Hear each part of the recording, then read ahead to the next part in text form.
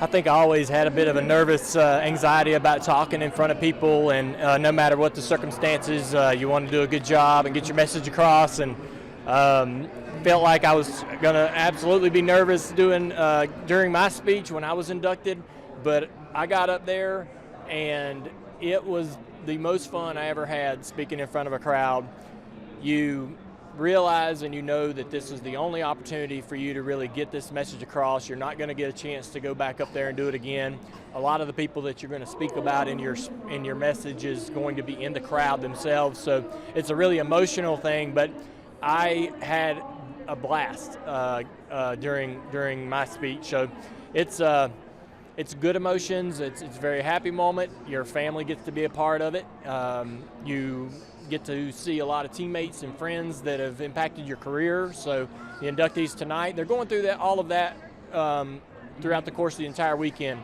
They'll be surrounded by people that have affected their careers and some that haven't seen in many years. So it's a very, very big night, big weekend, and it's one of a kind. You do not ever do this again. So you only get one shot at sort of soaking it all up.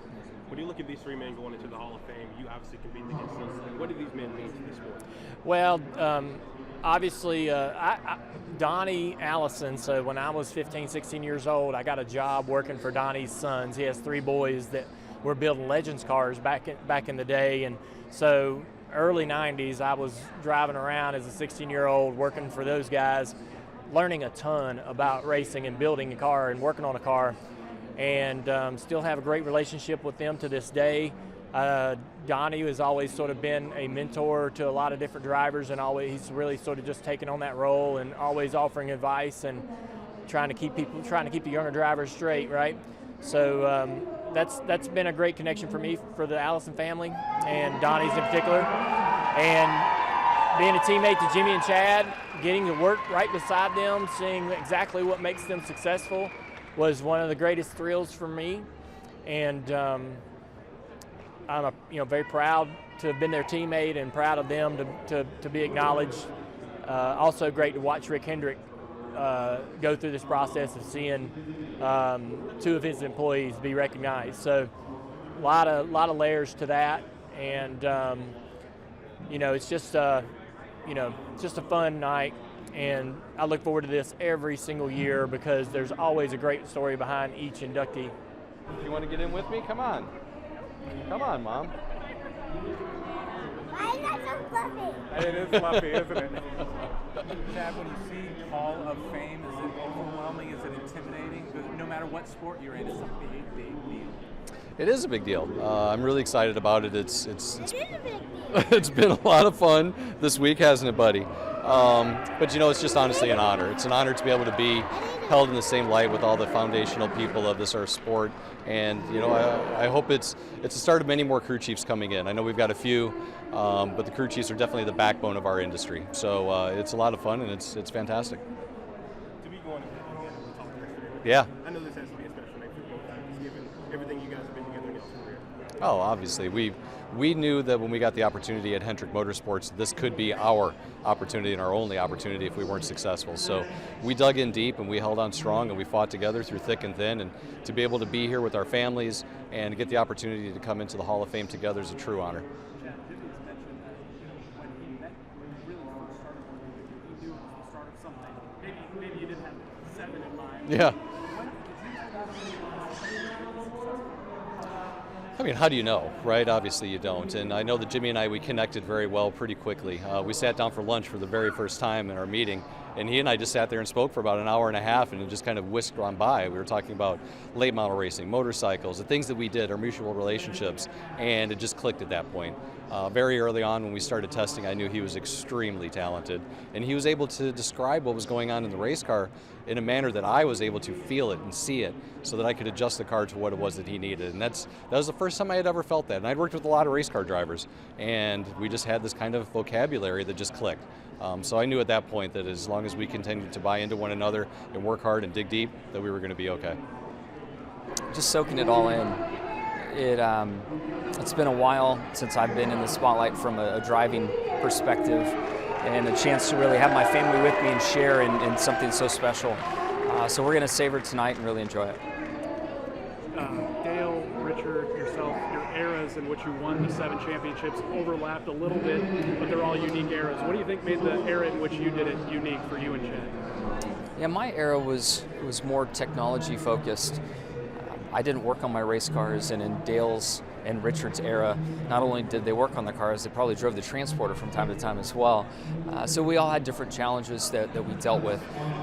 But my era, there was so much going on with chassis development and engineering and computers and engineers coming on staff that I felt like my sweet spot was to be able to really work with the engineers and develop new ways to make the car go fast. And that just worked really nice in my era.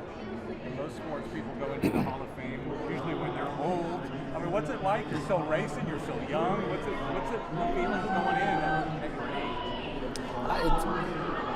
I do feel like I'm getting older, 48 now, but our sport is very special and allows a long runway for drivers. And to moonlight as I'm going to and run 9 races next year is really neat and fun and a great opportunity. But it's wild to think. I mean, I swear it feels like I was just 25 a couple of days ago when this whole journey started.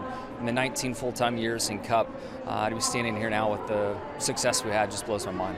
Are you nervous about your speech at all? Have you practiced it a ton, or what are your feelings about it? I feel really good about it. I'm in a good place. I've practiced it plenty. I haven't overthought it. I think it'll be a good night.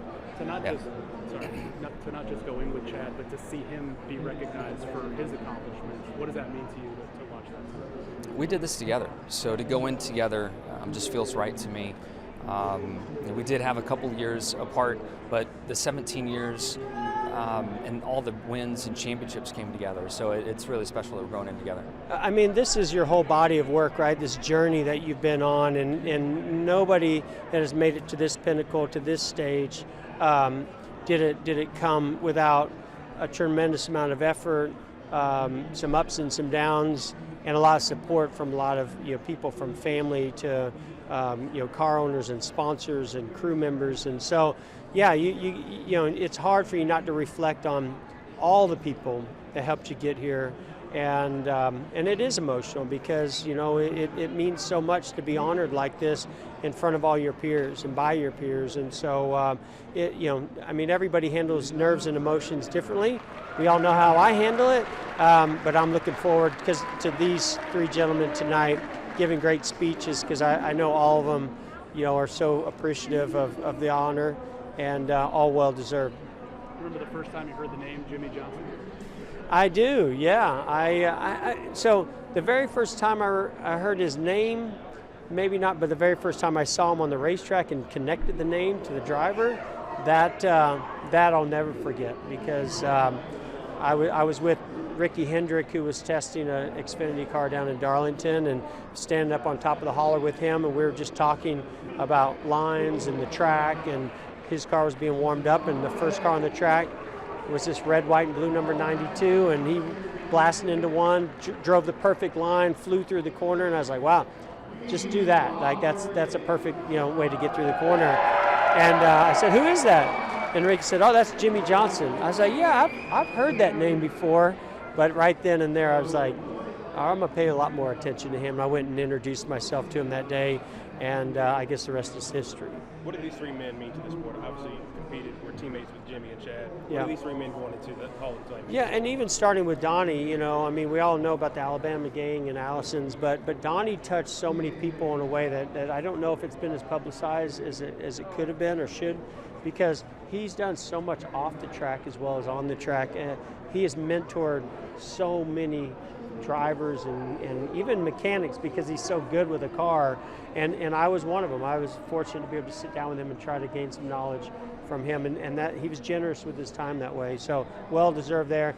And then Jimmie and Chad, these guys raised the bar to a whole nother level. They're the best I've ever raced with on a racetrack, and I was teammates with them. So I got to know them, personally in a big way. So I'm very, very proud of them, and they, no 2 individuals could be more deserving. And it's even more special to go in together.